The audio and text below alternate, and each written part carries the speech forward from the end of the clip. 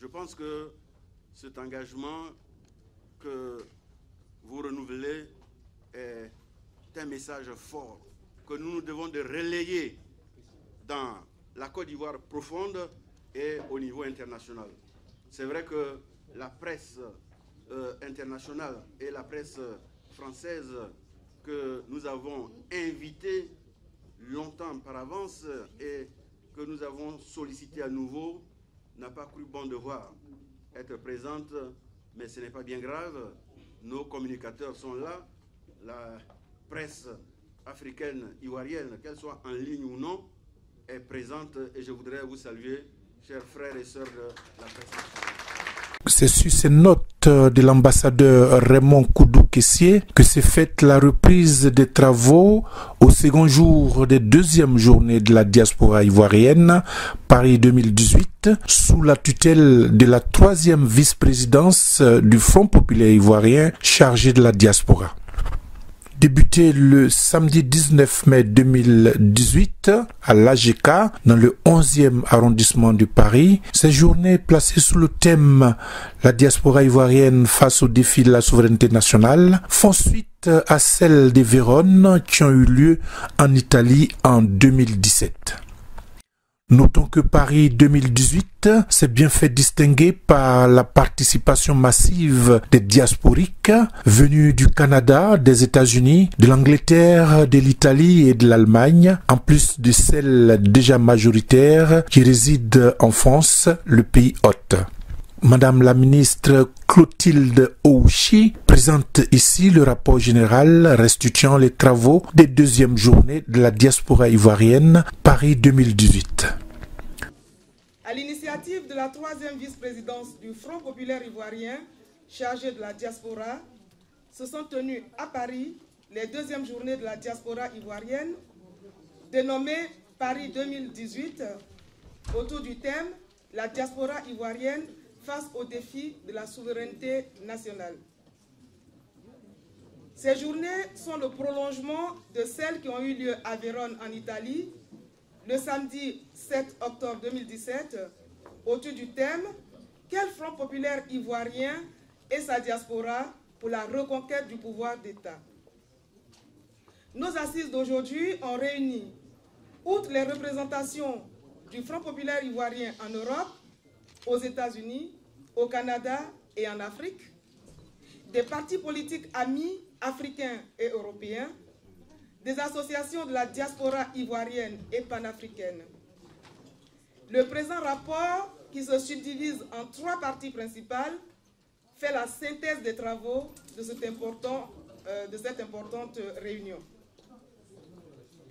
La première partie a concerné la cérémonie d'ouverture, cérémonie au cours de laquelle nous avons écouté successivement la représentante du Front populaire ivoirien en France, le coordonnateur général des travaux, l'adresse du président des dits travaux, les messages des partis politiques et organisations de la diaspora, ainsi que ceux des invités spéciaux, et enfin l'important discours d'ouverture du président Aboudraman Sangaré, président par intérim du Front populaire ivoirien. Dans la deuxième partie, nous allons rapporter l'essentiel des communications et les résultats des travaux en 4 ateliers. Et la troisième partie concernera la cérémonie de clôture. Cérémonie d'ouverture. Madame Adé Assalé, représentante du Front populaire ivoirien, a essentiellement souhaité la bienvenue à tous les participants au forum. Nous avons écouté ensuite successivement les représentants des partis politiques dont M. Stéphane Kipré, président de l'UNG, David Alaert, représentant le Parti communiste français, Christian Vabé, président du RPC-AC, Diaby Youssouf, représentant du COGEP, Boga Sako, président de la FIDOP, Raphaël Dagbo, président de l'association Les Amis de Laurent Gbagbo, puis le message de soutien du député allemand qui n'a pas pu venir, en l'occurrence Martin Dolzer de Die Linke Parti. Nous avons aussi écouté les messages des invités spéciaux, tour à tour, messieurs François Mattei, Albert Bourgi, Guy Laberty, Michel Gali, André Prochasson, président de l'association Côte d'Ivoire, rechercher et dire la vérité. Enfin, après avoir écouté respectivement l'intervention du président du directoire, président des assises, le message du vice-président Akoun Laurent, nous avons entendu l'important discours d'ouverture du président Aboudraman Sangaré. Il a félicité les organisateurs et les participants de ce deuxième forum de la diaspora et a souhaité plein succès à nos travaux. Les tables rondes et ateliers. D'abord les communications. En l'absence du vice-président Laurent Akoun, c'est Lago Modeste, secrétaire national chargé des représentations, qui a lu sa communication. Cette communication s'est attachée à montrer les enjeux, les défis de l'engagement et du combat du Front populaire ivoirien pour la souveraineté et l'indépendance nationale. La parole est ensuite revenue au ministre Éric Kaye, qui nous a entretenus sur la place des diasporas dans la vie politique et économique nationale des pays sous domination. Il a notamment relevé les exemples des diasporas maliennes et juives. Quant au camarade Luc Sosten Obrou, s'appuyant sur sa propre expérience, il nous a entretenus de la nécessité pour la diaspora d'engager des projets d'autofinancement pour répondre aux défis de la souveraineté économique. La communication du professeur Pierre Kipré, empêché, a été versée aux travaux. Elle portait sur le pacte colonial et néocolonial et le combat de la souveraineté politique et économique de la Côte d'Ivoire.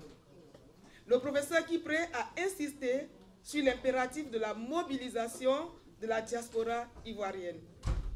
Il a été de même pour la communication du professeur Jean-Claude Djereké, qui a mis en exergue le rôle de la diaspora dans la mise en œuvre de projets de développement communs au bénéfice des populations. Ce sera également le cas pour la communication du professeur Nicolas Agboou, qui propose l'élargissement des réalisations économiques et sociales à l'ensemble des diasporas africaines.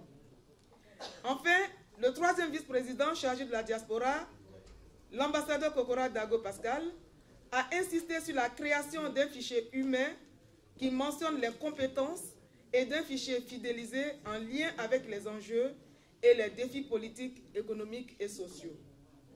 Les ateliers. L'atelier 1 a porté sur le thème « Quel engagement de la diaspora pour les échéances électorales crédibles et apaisées en Côte d'Ivoire ?» L'atelier 2, intitulé « La réconciliation nationale, les exigences de prise en compte de toutes les victimes et la libération des prisonniers politiques », le président Laurent Gbagbo et le ministre Charles Blé Goudé à leur tête, état des lieux et perspectives. L'atelier 3, de Vérone à Paris, bilan et perspectives d'activité. Et l'atelier 4, l'autofinancement des projets générateurs de revenus. Quant à la cérémonie de clôture, elle a consisté à la lecture de motions et de résolutions et au message important du député Yasmine Ouenien, député du groupe Vox Populi. Fait à Paris, le 20 mai 2018, les deuxièmes journées de la diaspora ivoirienne. Je vous remercie. Nous vous proposons la réaction de quelques participants au micro de Clemso de Poli. Bonsoir, Monsieur Nabo. Un plaisir de vous retrouver ici à Paris. Oui, plaisir partagé parce qu'on s'était déjà parlé dans un autre cadre. Voilà, Alors, ici aujourd'hui nous sommes disons, à l'ouverture des journées de la diaspora, ici à Paris, organisées par le Front populaire ivoirien. Est-ce qu'on peut savoir quelque chose, qu'est-ce que vous avez retenu, qu'est-ce que vous vous apprêtez à sortir des laboratoires? Laboratoire, je ne dirais pas qu'on s'apprête à sortir quelque chose d'un certain ou d'un quelconque laboratoire, mais nous retenons que la diaspora aujourd'hui, la plateforme la plus fournie déjà de la diaspora ivoirienne, elle est en France. Donc on a pris sur nous, l'année dernière, au mois d'octobre dernier, le FPI était à Vérone, dans le même cadre là, des assises de la diaspora. Donc c'est la suite de ce... La suite Paris 18 cette année, il faut essayer d'inculquer aux uns et aux autres que la diaspora, elle compte quand même. Et dans le développement... C'est pas quand même, elle compte. Oui, elle compte absolument. Et dans le développement, tant sur le plan social que même, j'allais dire, économique. C'est le point, on va dire, focal, parlant de la diaspora. Donc, c'est le juste retour des choses, galvaniser les Ivoiriens, on va dire, de tous bords politiques même. C'est le but. Les précurseurs de ce mouvement-là sont le parti auquel j'appartiens, donc le FPI. Mais il faut étaler, il faut que nous soyons vraiment une plateforme qui fasse des ramifications un peu partout et qui englobe vraiment les Ivoiriens. Au-delà du parti politique. Au-delà du FPI, pour que chaque Ivoirien et tous les Ivoiriens sachent que chacun et tous jouant un rôle prépondérant en ce qui concerne l'évolution de notre pays. Voilà. Voilà, alors demain, la suite de la journée, il y aura des résolutions. Quel appel vous lancez? En fait, là, il y a des travaux. Les travaux continuent. Des ateliers sont en train de se faire. Les résolutions seront dites. Des rapports à partir de cet atelier-là seront versés, seront dits. Après, les résolutions seront aussi, après, les actes seront consignés comme ce que nous avons fait à Vérone. Il y a les actes de Vérone qui sont consignés dans un bouquin. Le bouquin est là, il est disponible là. Je crois qu'il est autour de 15 ou 20 €. Chacun peut l'acquérir, se l'approprier pour qu'on voit ce que les travaux de Vérone avaient donné et pourquoi Paris 2018. C'est la suite, jusqu'à ce qu'on atteigne l'objectif escompté. Bien sûr, on s'est dit souvent les forums, les séminaires, et puis on prend des belles résolutions. Et puis après, pas de suivi. Est-ce que vous avez prévu un plan de suivi de ces résolutions? Absolument, parce qu'il y a des personnes, c'est vrai, qu'on dit trop de belles paroles pour peu d'actions à la suite de ces belles paroles-là.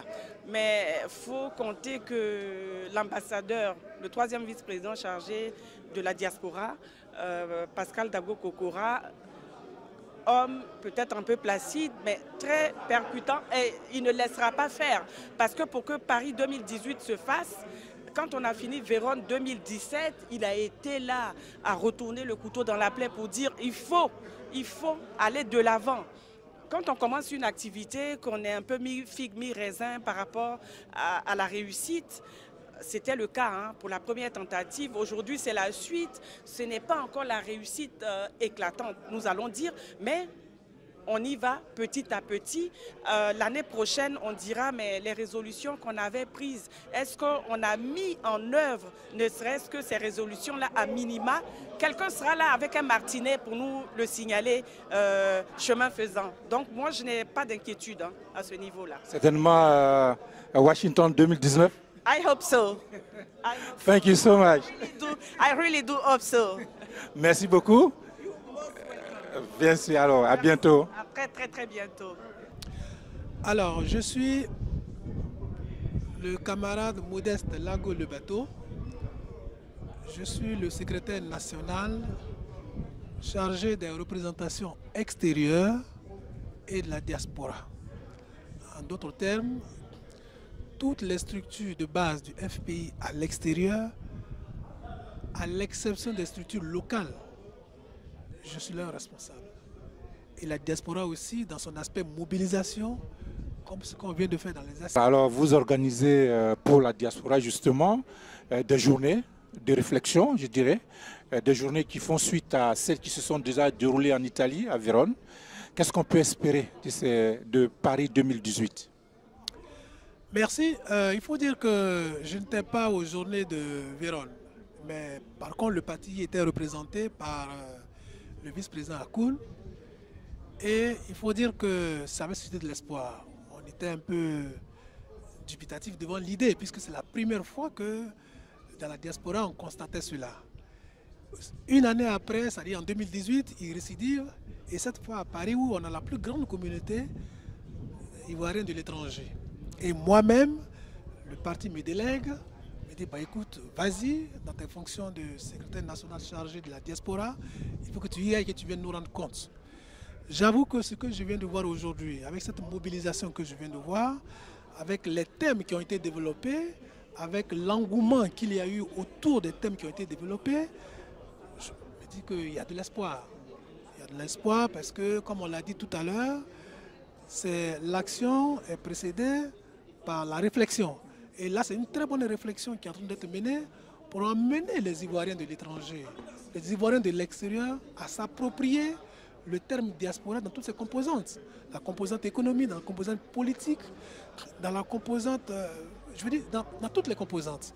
Et c'est ça qui est intéressant. Et moi, j'ai beaucoup d'espoir, je fonde beaucoup d'espoir, et il n'y a pas de raison que la direction au pays ne fonde pas beaucoup d'espoir. Ok, alors, on a parlé de la mutualisation des compétences, des efforts. Il ne faut pas se le cacher, le parti, le FPI, votre parti traverse des difficultés en ce moment, difficultés de, je dirais, d'incompréhension. Est-ce que toute cette diaspora dont vous avez la responsabilité, elle inclut tous ceux qui sont je dirais, les frères qui sont de l'autre côté? Soyez plus explicite. Voilà, alors, pour être plus clair, le FPI est partagé, je dirais, divisé aujourd'hui en deux tendances. Et ce qui n'arrange pas justement la mutualisation des efforts, des compétences. Est-ce que, en tant que responsable de toute cette diaspora, vous y réfléchissez? Merci. Pour amener tous les frères ensemble. Merci. Bon, il faut distinguer deux choses. Entre la scission qu'il y aurait eu au FPI et puis éventuellement une certaine scission dans la diaspora. Je commence par la deuxième. Dans la diaspora, il n'y a pas de scission, puisque même la diaspora prend en compte tous ceux qui ne sont même pas FPI. Et c'est même ceux qui ne sont pas FPI là, parce que s'ils sont dans le FPI, ils font parler des structures du FPI. Tout à l'heure, j'ai dit que j'étais représentant, j'étais le national chargé des structures du parti. Donc quand quelqu'un quitte la diaspora et qu'il rentre dans les structures du parti, il est comptabilisé comme un militant. Donc à la limite, bon, je le retire un peu de l'aspect diaspora. Ici, l'aspect diaspora, c'est vrai, ça s'entend sous l'angle de tous les Ivoiriens qui sont ici.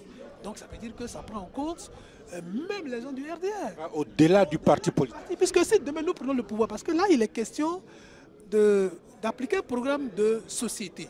Si demain nous prenons le pouvoir, est-ce que quand on dirait la diaspora, ce n'est pas la diaspora du FPI, c'est la diaspora dans son ensemble. Si on initie des banques, on initie des projets communautaires, c'est tous les Ivoiriens dans leur ensemble qui vont en bénéficier. Donc notre rôle, c'est de réfléchir pour l'ensemble des Ivoiriens, au-delà des militants du FPI.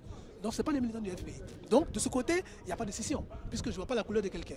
Quelqu'un du RDR peut venir prendre tout à l'heure, le gars a parlé des idées, quelqu'un tout à l'heure, l'autre parlait de la MIE, Mutuelle d'épargne étrangère. Un gars du RDR peut venir déposer de l'argent, n'importe qui. Donc ça n'a rien à voir.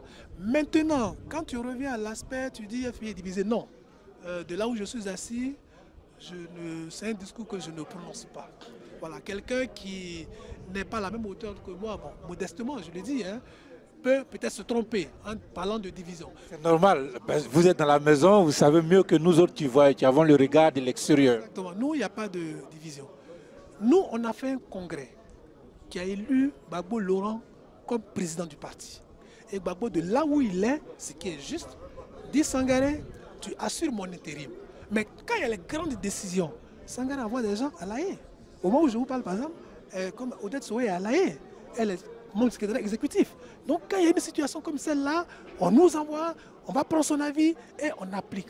Donc, après que Gbagbo est président du parti, croyez-vous vraiment qu'il y a un souci là-dessus? Non.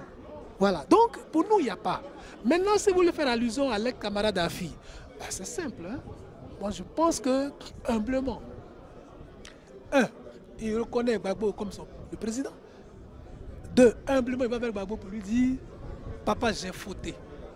J'ai fauté, pardonne-moi. Ça, c'est entre le père et le fils. Après le moment, une fois qu'il a dit ça, c'est terminé. Est-ce que vous mettez qu'on connaît Gbagbo? Si on fait cette démarche-là, évidemment, la démarche n'est pas tout de suite d'aller dire je vais à La Haye. Mais là où il s'est arrêté pour le vilipender, pour faire tout ça, je veux dire les médias, s'il se met dans une télévision et qu'il dit cela, ça apaise l'attention, Gbagbo peut-être va le recevoir, il peut être réintégré. Et ceux qui pensent que comme ma fille a été exclue, alors lui sont fidèles, ils lui sont attachés, ben aussi il viendra avec eux. Mais sinon, à part ça, nous, il n'y a pas de décision. Entre le père et son fils, il n'y a pas de décision. Si tu as fauté vis-à-vis de ton père, humblement, tu vas vers lui. Gbagbo, j'ai fauté. C'est tout ce qu'on demande. En tout cas, moi, de mon point de vue, c'est ce que je demande. Et je suis convaincu que si Afi procède comme ça, il n'aura pas de souci. Mais il ne peut pas laisser perdurer l'idée qu'il y a 2 FPI, donc avec 2 présidents. Mais le 2 présidents, c'est qui? Et vous voyez pourquoi on dit Sangaré? Et c'est pourquoi ça me fait sourire? C'est parce que alors, quand on dit Sangaré, évidemment, il y a un équilibre. Mais Sangaré n'est pas le président. Nous, on n'a pas élu Sangaré au Congrès. Celui qu'on a lu, c'est Gbagbo. Donc s'il y a une différence, il y a 2 têtes, c'est Gbagbo d'un côté et Sangaré d'un côté, Afi d'un côté. C'est logique, non? C'est cela. Mais quand je vois les gens qui ramènent le débat, disent pro Sangaré, pro Afi, non, il faut exprès. C'est pour ne pas reconnaître ce qui est.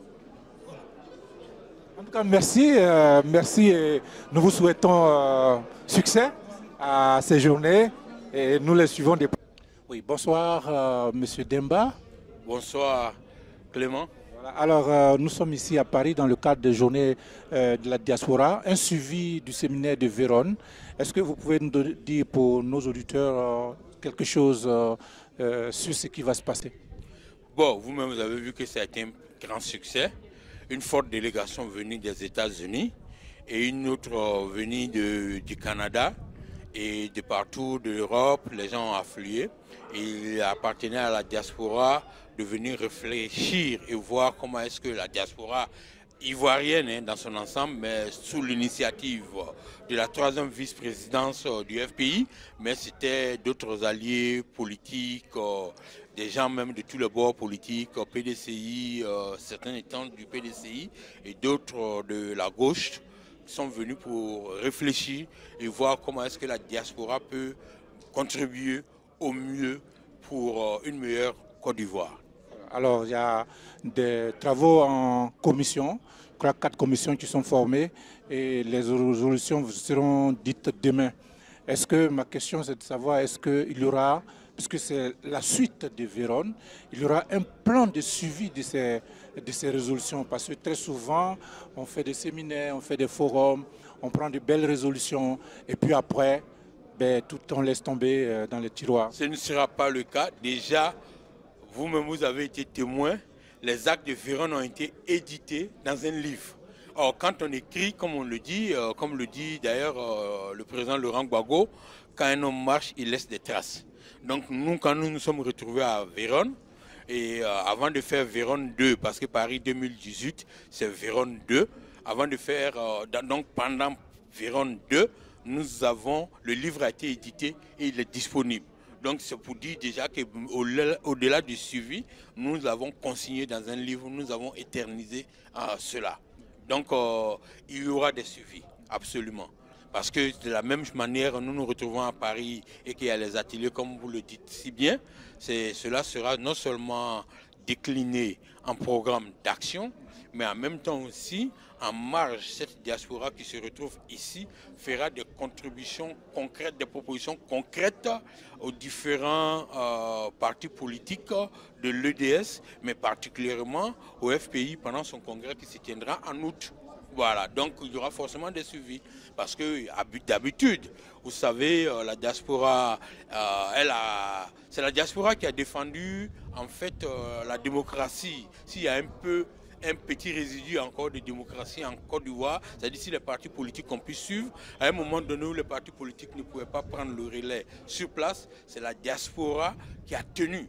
Donc elle entend désormais aussi occuper son rôle et prendre sa place en Côte d'Ivoire. Elle n'attend pas simplement marcher pour que la communauté internationale sache ce qui se passe en Côte d'Ivoire, mais au-delà d'État, la diaspora veut être actrice dans ce qui se passe en Côte d'Ivoire. Merci. Vraiment merci d'être venu des États-Unis et venu couvrir cet événement en France. Merci à vous et félicitations. Anabo News. Bonsoir monsieur. Bonsoir. Comment vous appelez? Alors moi c'est Guigui Claudel. Voilà, je suis le contrôleur général représentant du comité de contrôle en Europe. Vous gérez les questions dessous? Non, pas dessous, du parti en général. Vous savez, le comité de contrôle, c'est l'instance qui est là pour réguler au niveau du dysfonctionnement, en tout cas qui a trait à faire des rapports entre 2 congrès ou bien entre le congrès et la convention pour essayer de dire ce qui ne va pas suite à un congrès. Voilà. Donc, c'est un arbitre. C'est un arbitre. Voilà, c'est un peu comme une cour constitutionnelle. Mais aujourd'hui, après Mama, je pense que le comité de contrôle a pris un autre rôle en plus, qui est que les militants doivent pouvoir connaître le fonctionnement du comité de contrôle afin que chaque militant qui pense qu'il a un souci avec un dysfonctionnement peut saisir le comité de contrôle pour essayer de régler les problèmes le plus tôt possible. Voilà. Alors nous sommes ici à Paris, c'est Paris 18, c'est le nom, le titre qu'on a donné, l'appellation de ces journées. Quelles sont vos impressions pour ces assises? Bien, déjà pour première impression, je salue la qualité et le nombre. D'abord le nombre, parce que nous avons une salle de plus de 200 personnes où il y avait 300 personnes. Voilà. Et c'est cette mobilisation record que moi je salue. Et la qualité aussi de ceux qui sont venus. Les secrétaires des sections, toutes les délégations, les fédérations, les vice-présidents, les partis politiques qui ont été invités et les invités spéciaux, c'est cela que je salue. En tout cas, l'impression que j'ai, c'est un succès pour l'instant. C'est un succès. Dans un premier temps, c'est un succès. Voilà. Parce que vu la qualité des intervenants, et les journées continuent jusqu'à demain, mais dans un premier temps, je pense qu'il faut saluer cette mobilisation record à Paris 18. Alors avant que les journées ne se terminent demain, quel appel, on pourrait dire, vous pouvez lancer aux participants? Bien, l'appel que je peux lancer, c'est effectivement dans ce genre d'instance que chacun doit pouvoir prendre ses responsabilités et les assumer. Parce que quelqu'un a dit dans la salle qu'il fallait mutualiser toutes nos énergies. Et c'est ce qu'on est en train de faire. C'est une instance de réflexion où chacun peut exprimer clairement comment il compte participer à l'élaboration d'un programme qui peut aider notre parti, le FPI. Voilà. Donc c'est l'appel que je lance, c'est continuer dans cette mobilisation, faire en sorte que chacun ne reste pas chez lui, mais qu'on vienne ensemble avec le FPI pour porter ce message du président Laurent Gbagbo qui est mobilisation, mobilisation, mobilisation, afin d'aider notre parti qui en a besoin. Voilà, parce que nous, si nous préparons les échéances électorales, il nous faut réunir toutes les conditions possibles de notre côté afin d'y aller en étant prêts. Voilà l'appel que je lance et je continue à les remercier d'être venus nombreux de toutes les contrées, des États-Unis, du Canada, d'un peu partout, d'Europe. Et je les salue et je continue à leur dire de rester toujours mobilisés pour la cause de notre pays et à la fois aussi de notre parti. Je vous remercie. Merci beaucoup. Bonsoir Nambo. Content de te voir ici. Voilà, alors nous nous retrouvons à Paris dans le cadre des journées de la diaspora, un suivi de Vérone, on dira, Paris 2018. Alors, quelles sont vos impressions, vos premières impressions, parce que c'est aujourd'hui la première journée? Absolument, les expressions sont assez bonnes parce que la participation de la diaspora, même au niveau de Paris, a été vraiment très participative. La salle était pratiquement comme à l'ouverture et ça donne déjà des signaux pour que l'engagement de 2020 est déjà là. Donc la diaspora ivoirienne, particulièrement du FPI, se prépare à assumer cet engagement de 2020. Donc voici les premières expressions. Nous sommes en train de travailler sur les différents ateliers pour faire sortir une résolution peut-être qui va servir au congrès qui arrive en août. Et je pense que ce forum est bien parti. Alors, quel appel on peut entendre de vous avant la fin des journées demain? Bon, l'appel a déjà commencé parce que ça fait pratiquement 6 mois qu'on travaille sur ce forum avec l'excellence, le professeur Kokora, qui est notre doyen à nous. Donc, nous travaillons sur ce terme-là, sur cette rencontre de Paris. Là. Effectivement, elle a eu lieu et elle a eu une participation très effective de la diaspora parisienne. Et surtout aussi ceux qui sont venus de l'extérieur. Il y a le Canada qui est là, la Suisse qui est là, le Maroc est là, les États-Unis sont présents, et ainsi de suite. Le président de la Côte d'Ivoire. Voilà, la Côte d'Ivoire aussi. Voilà. Donc, et il y a Nambo Nuge qui s'est déplacé. C'est des États-Unis, pour nos auditeurs et nos téléspectateurs qui nous suivent. Voilà, donc ça veut dire que c'est important. Voilà, c'est-à-dire que le caractère qu'on donne la chose que Nambo nous a donné à l'événement, et d'être là, ça nous réconforte. Ça veut dire que le message sera entendu par les autres de la diaspora, et particulièrement qui n'ont pas fait le déplacement. Donc ça veut dire que nous attendons beaucoup de ce forum-là. Effectivement, nous avons sorti les résolutions d'ici demain, dimanche, pour la conclure de ce forum-là. Et vous allez voir l'engagement, ceux qui vont sortir cette résolution-là, les participants, comme vous avez visité les différents ateliers, ils sont prêts. Ils étaient très engagés dans les différents thèmes qui ont été distribués par le comité d'organisation. Je pense que beaucoup de choses ont sorti de cette résolution-là. Voilà. Mais voilà, merci, on est toujours ensemble en attendant de prendre les conclusions demain. Absolument. Merci d'être passé à notre micro. Bon, c'est un plaisir pour moi. Et puis bon, on se revoit d'ici demain pour d'autres informations. Allez, merci Marc. Voilà, bonsoir docteur Zadi Marx. Bonsoir. Alors, vous êtes à Paris ici dans le cadre des journées de la diaspora, n'est-ce pas? Exactement, j'ai pris mon billet d'avion depuis Washington DC pour être ici, pour participer à cette journée. Alors, quelles sont vos impressions à l'issue de la première journée?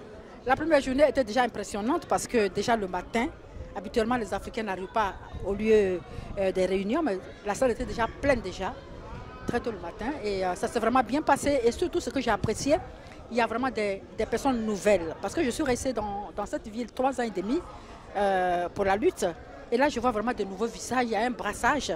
Et ça concerne vraiment le pays. Et on était avec des gens qui n'étaient pas forcément FPI.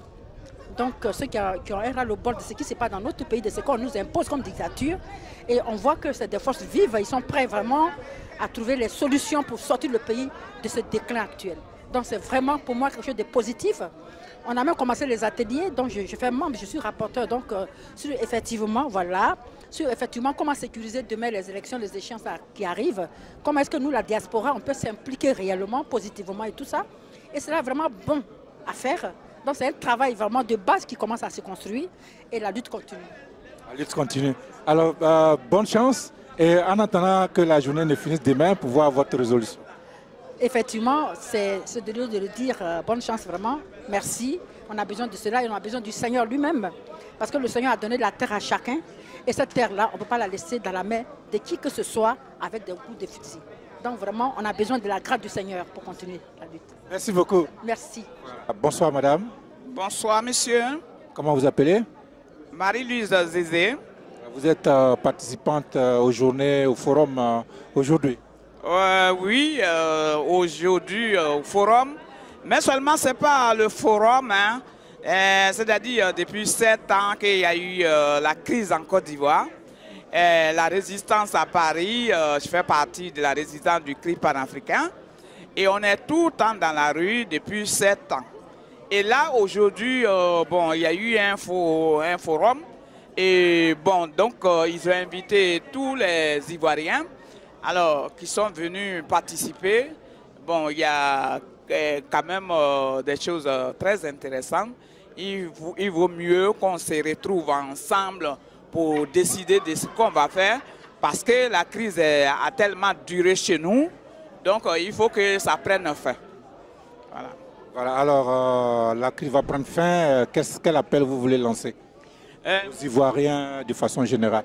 Aux Ivoiriens, je leur dirais que, bon, ensemble, il faut qu'on trouve une solution. Une solution qui est que, bon, ben, s'il faut aller peut-être aux élections, hein, pour combattre Ouattara, parce que de toute façon, ça a eu lieu déjà. On a été aux élections avec Laurent Gbagbo et Laurent Gbagbo a gagné et la France est venue bombarder la Côte d'Ivoire pour kidnapper le président de la Côte d'Ivoire, Laurent Gbagbo, le déporter à la CPI. Mais là, bon, je crois que la dernière fois, en entendant Macron a dit que bon, ben, cette fois-ci, ben, ils ne seront pas avec Ouattara pour bombarder la Côte d'Ivoire comme ils l'ont fait la première fois. Donc, ça nous donne un peu d'espoir, ça donne l'espoir aux Ivoiriens hein, de passer à une autre phase pour pouvoir faire quelque chose ensemble, pour pouvoir arrêter tous ces massacres, ces tueries perpétuelles qui continuent en Côte d'Ivoire. Merci beaucoup. De rien. Bonsoir monsieur. Bonsoir. Comment vous appelez? Moi c'est Michel Kaye, je suis du CRI panafricain, le Conseil de la résistance ivoirienne et panafricaine.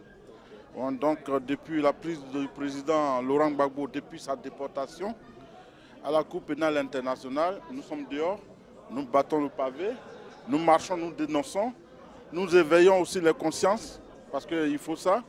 Il y a beaucoup d'Africains qui n'ont pas compris que seul le courage et la détermination un jour nous aideront à nous libérer du joug de l'impérialisme. Voilà, donc voilà, je suis du CRI, je suis de la résistance, un patriote engagé. Alors, quel appel vous voulez lancer par rapport à ces journées qui commencent aujourd'hui et qui vont prendre fin demain? Je sais qu'il y a des résolutions qui vont être prises tout à l'heure. D'abord, je veux saluer l'initiative. Je voudrais vraiment saluer l'initiative. De se retrouver comme ça, comme on l'a fait aujourd'hui. De parler du pays, de parler de l'essentiel. L'essentiel pour moi, c'est tout ce qui concourt à la réconciliation, à la reconstruction de notre pays, à la libération des fils et filles qui sont aujourd'hui dans les geôles de l'impérialisme à travers certains Africains, aidés par certains Africains, je veux dire. Donc on ne peut pas aimer son pays et puis le vouloir toujours dans la guerre. Donc aujourd'hui, tous ces thèmes sont importants. En l'occurrence, ou particulièrement, celui de la réconciliation. Voilà, moi j'étais dans l'atelier de la réconciliation, j'y étais, j'ai participé, bon, il y avait 2 ministres avec nous, on a écouté, et c'est une bonne chose. Nous disons ceci, on n'ira jamais à la réconciliation en oubliant les fils et filles du pays qui sont emprisonnés arbitrairement. Nous, si nous voulons la paix, eux aussi, ils méritent la liberté. Donc, c'est tous ensemble que nous parlerons de la réconciliation. Voilà. C'est réconcilier, c'est mettre un terme à des palabres, à des histoires, à des guerres. C'est ça la réconciliation. Et puis aller au pardon, n'est-ce pas? Voilà. Donc, pour moi, c'est une bonne chose. En tout cas, vous-même, d'abord, je vous souhaite la bienvenue chez nous. Merci, merci beaucoup. Merci d'être venu sur la terre européenne, française. Nous sommes très ravis, je suis très ravi de faire votre connaissance. C'était un reportage de Clem Sodepoli depuis Paris pour le canal Nabo News.